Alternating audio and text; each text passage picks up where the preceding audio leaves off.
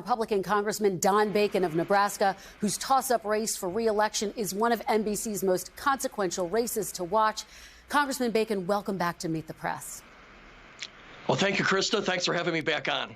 It is good to see you. I do want to start right there in Georgia, the headlines this week. Given everything that we have seen, do you support Herschel Walker? Well, I sure do, more for the policy positions he's going to take. Senator Warnock is one of the most liberal, progressive folks. He wants abortion on demand until birth. Only 1 in 5 voters support that. Now, Herschel needs to become clean and just be honest. We also know that we all make mistakes. And it's just better if this actually did happen to say I'm sorry and ask for forgiveness. But this is ultimately going to be done about positions. But Congressman, let me ask you this, though, Congressman. By supporting Herschel Walker, given these allegations, is the GOP, are you sending a message that Republicans are willing to win at all costs? Well, I think people make mistakes. And if people acknowledge them and ask for forgiveness, none of us are perfect. And also, we got to realize that Senator Warnock has his own allegations. But he hasn't acknowledged that this is one of his mistakes. Do you want to hear more from him on this issue? It sounds like you still have questions. Well, I think it's just best to be candid. I've learned that in my own life, be candid, be honest. But in the end, this is going to be about policy positions. Senator Warnock is one of those liberal people in the Senate. He wants abortion on demand until birth. Only 1 in 5 voters support that. But did the There's also allegations against Senator... Well, let me get a word in here, too, on this. Senator Warnock has his own allegations. What about spousal abuse?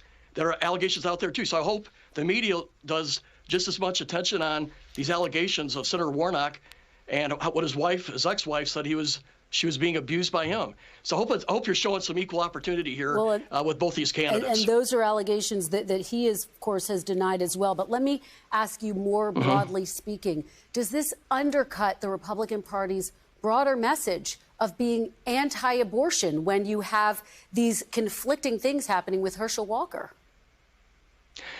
I think you just got to stand on principle here. When I look at our own race right now, but does it undercut that principle, Congressman? Does it undercut that principle? It can't undercut. You want to walk the talk and talk the walk. You want to have cohesion with your message, but people also make mistakes. I'm surely not. I'm not a flawless person by no means. I've made my own mistakes in life, and Herschel has too. We all have. I think it's better just to be honest. But in the end, Americans do not want abortion on demand until birth. And I think that that's the principle that we need to focus on as a Republican Party. The average voter, and I have 7 different polls, would like to see restrictions at about the 15-week point. That's where Europe is at right now. Germany's at there, is there. France is there. Our policies at the federal level are aligned with China and North Korea. And that's where Senator Warnock's at. That's where my opponent's at. Let me follow up with you on that point then. Can you say point blank that you support Senator Lindsey Graham's proposal for a federal ban on abortion after 15 weeks? On principle, I do, because I think most voters support a 15-week ban. It's where Europe is at. Most free countries have gone there. But the reality is the Senate will not be able to pass that because of the 60 vote. The filibuster. So most of these decisions are going to be made at the state level because that's where decisions can be made.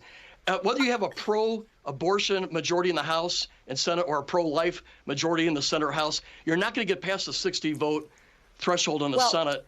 So the reality is most of it's going to be done at the state level. But Congressman, and I hear you, but I think a lot of people would be interested in the fact that you support this 15-week ban at the federal level because Republicans have been arguing for 50 years now that this should be a state's issue. Now you're going against that.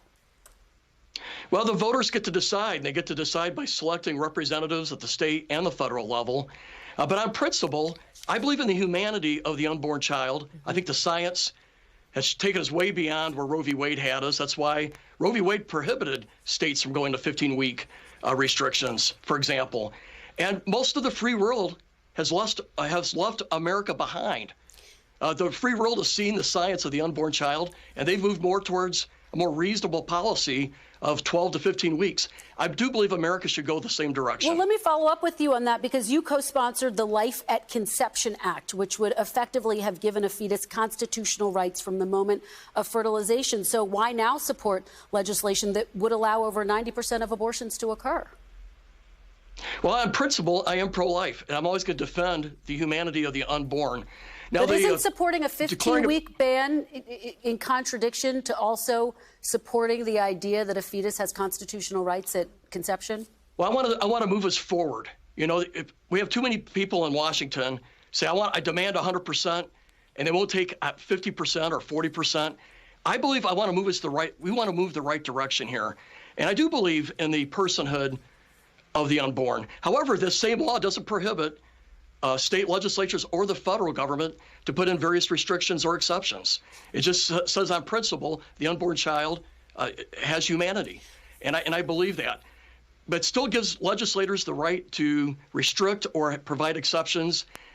But the American voters right now are at 12 to 15 weeks. Yeah. I accept that reality, and I want to move us forward. Congressman, let's talk about foreign policy. This week, of course, you serve on the House Armed Services Committee. You are a decorated Air Force veteran. We all learned this week that President Biden, at a closed-door fundraiser with Democrats, warned of a nuclear Armageddon. Is that consistent with your perspective? Is that your assessment of the threat right now? I do think Vladimir Putin is a cornered animal. I think he is right now unpredictable, unstable. He is getting beat in Ukraine piece by piece. And he's being embarrassed. His country's being embarrassed, not only by being defeated, but the barbaric behavior of his country in Ukraine, stealing their grain, sexually assaulting their women, murdering just innocent people. This is the view of the world has towards Russia and Putin. But I think he's a cornered animal right now. He's unstable. But you can't let this guy threaten us and bully us around, because if you cave out of fear, he'll do it again. Let me turn to we got to stand firm with him. Go ahead, finish. Go ahead, finish, Congressman. Well, we just got to stand firm. We got to stand firm towards him. If you can't let a bully push you around. I also do think President Biden's got to be more careful, though. Throwing down the nuclear Armageddon was a little too flippant. President of France, Macron, chided him on it. I think the president needs to be more cautious. Let me ask you about another campaign issue. Obviously, the issue of crime has loomed large. I want to ask you about some comments that we heard from Senator Tommy Tuberville overnight at a rally with former President Trump. Take a listen. I'll get your reaction on the other side. Some people say, well, they're soft on crime. No, they're not soft on crime. They're pro-crime. They want crime. They want crime because they want to take over what you got. They want to control what you have. They want reparation because they think the people that do the crime are owed that. Bull. Are those comments appropriate for a sitting U.S. Senator, Congressman? Well, I wouldn't say it the same way, but there is a problem in our country with crime. Major cities have seen a 40 to 50% increase in violent crime. And the primary reason, in my view, is we have these far-left prosecutors, county attorneys, and mayors who are releasing violent criminals back on the street. But Congressman, there is a different way to say that. I mean, most people heard those comments and felt not just polite, but a lot of people heard those comments as being racist. Yeah, that's not the way I present things, but we got to be honest that we have a crime problem in our country. But do you feel as though those comments cross a racial line, Congressman? Do they cross a racial line? Oh, I'm not going to say he's being racist, but I wouldn't use that language. Be more polite. But the fact is, we can't ignore we have a 40 to 50% violent crime increase. It's because Democrat politicians and prosecutors are putting violent criminals back on the street early. And it's unacceptable. When a guy commits a crime the first time, shame on them. When society releases that same criminal and they create more victims, that's shame on us for letting that happen. Let me ask. And too many Democrat politicians are releasing these criminals on the street. Let me ask you very quickly about what is happening inside your own party. According to our NBC News political unit, 219 House Republican candidates have actively questioned or outright denied the 2020 election results. Would you be comfortable serving alongside them? Well, as you know, I certified the election. I supported the bipartisan commission. I condemned the violence that day.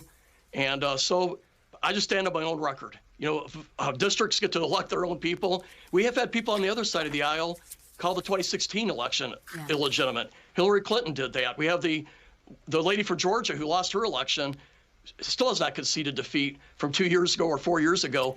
So both sides are guilty. I don't like the hypocrisy, though, of focusing on just one side on the elections. I believe in protecting our elections. I have voted that way. I've spoke that way. But we tend to, our media tends to focus on just the Republican part here. When you have Hillary Clinton also question the legitimacy of the 2016 election. All right. Well, let me ask you. Yes. Last time you were on this show, you told Chuck that you would not support former President Trump for the Republican nomination in 2024. But I want to ask you, if he is the party's nominee, will you vote for him? When we get to that point, I'll let you know. At the But meantime, you're we're up going to for have this re-election election right now, in 30 Congressman. days. A lot of voters want to know where you stand on this issue. Will you support former President Trump if he's the nominee in 2024? I have made my point for the primary. That's as far as I want to go right now. In the end, we got to win in November and take back the House and the Senate to stop Joe Biden's policy. We need to force him back in the middle. That is where my focus is at. All right, Congressman Bacon, thank you so much for joining Meet the Press. Really appreciate it. Thanks for watching our YouTube channel. Follow today's top stories and breaking news by downloading the NBC News app.